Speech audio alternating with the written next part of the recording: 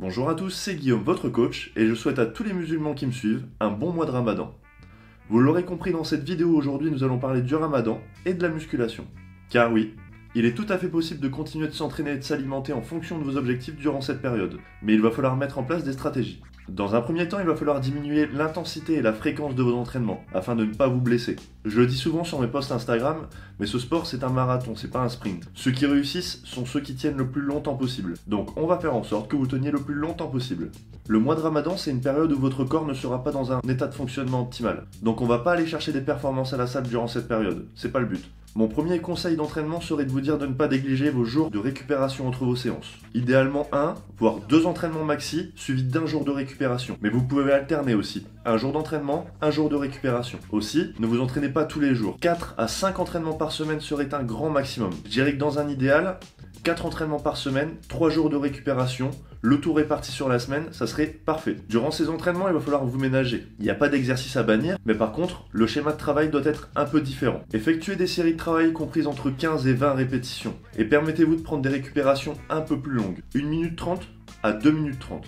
Le tout est d'écouter son corps avant tout. N'allez pas dans la zone rouge, ça sert à rien, et surtout durant cette période, ça sera contre-productif. Vos séances devront durer entre 30 et 45 minutes maximum.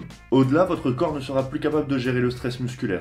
Et s'entraîner plus longtemps vous causera de la fatigue et vous provoquera des blessures. Donc ne le faites pas. 30 à 45 minutes maximum. Évitez de faire qu'un ou deux muscles par séance. Durant cette période, un split traditionnel ne serait pas adapté. Orientez-vous plutôt vers un half body. D'ailleurs, c'est une technique d'entraînement que j'apprécie particulièrement, donc haut du corps complet, bas du corps complet, donc ça serait tout à fait adapté durant cette période. Les charges de travail vont donc diminuer, mais vous garderez un bon rythme d'entraînement. De ce fait, vous ne perdrez pas de muscles durant cette période. Vous allez pouvoir maintenir votre masse musculaire si vous suivez mes conseils. En plus de ça, cette période va permettre à votre corps de se régénérer entièrement. Donc si vous avez eu des blessures ou si vous êtes blessé, cette baisse d'intensité ne peut vous faire que du bien. Un autre conseil, durant ce mois de Ramadan, je vous déconseille de faire du cardio à haute intensité ou même de longue durée. Simplement, faites du cardio en début de séance pour vous échauffer, mais sinon, voilà, mettez un peu de côté le cardio, parce que pendant cette période, vous allez être déshydraté. Ne faites pas en sorte d'être encore plus déshydraté que vous n'êtes déjà. Voilà pour la partie entraînement. Maintenant, pour la partie nutrition. Pour revenir à la déshydratation, il va falloir faire en sorte de vous hydrater le plus possible au coucher du soleil, lorsque vous pourrez manger et boire. Donc, dans un premier temps, boire beaucoup d'eau. Évitez tout ce qui est soda, jus d'orange, buvez de l'eau. Il n'y a rien de mieux, et votre corps, il n'a pas besoin de jus d'orange ou de soda, il a besoin seulement d'eau. Aussi, je vous conseille de consommer davantage de sel. Du sel rose de l'Himalaya, par exemple, pour ses bienfaits, et son apport en sodium. Car oui, faire de la rétention d'eau durant cette période, c'est pas une mauvaise chose, bien au contraire. Il y a des aliments aussi qui peuvent vous apporter du sodium, comme les cornichons par exemple, donc vous pouvez en inclure dans votre alimentation durant cette période, sans souci.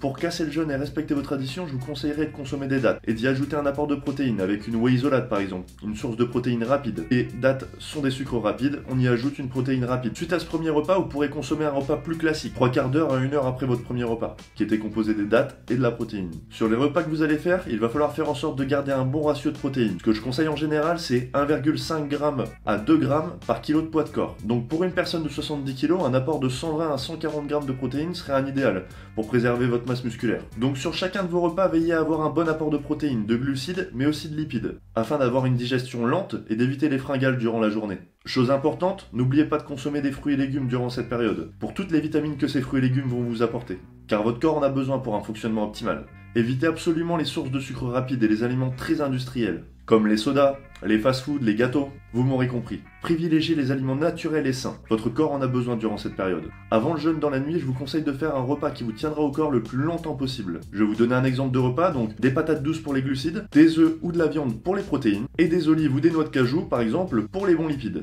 Et bien sûr des légumes. Et pourquoi pas rajouter un peu de fromage blanc en fin de repas afin de ralentir davantage votre digestion. Voilà pour la partie nutrition. J'espère que cette vidéo vous aura plu. N'hésitez pas à mettre un j'aime si cette vidéo vous a été utile, à la partager avec vos amis, pourquoi pas, moi ça m'aide à faire évoluer la chaîne et à vous sortir plus de vidéos, donc je vous remercie d'avance à ceux qui la partageront. Merci de m'avoir écouté, et je vous dis à bientôt dans une prochaine vidéo.